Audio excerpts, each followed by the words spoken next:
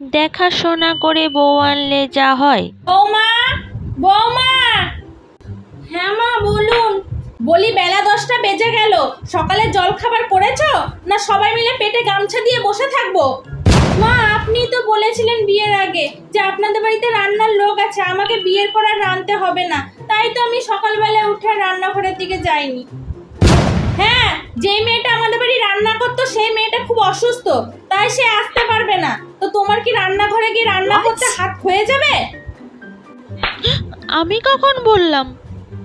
ওইসব বাদ দাও, আমরা সকালবেলা করে সবাই লুচি পরোটা এইসব খাই। তুমি এক কাজ করো, তুমি লুচি আলুর দম সবার জন্য বানিয়ে আনো, তাড়াতাড়ি যাও। এতজনের লুচি তরকারি আমি একা করব? তো কি আমি করব? ঠিক আছে মা, আমি একাই করছি, যাচ্ছি। আমি তো ইচ্ছা করেই কাজের লোকটা ছাড়িয়েছি।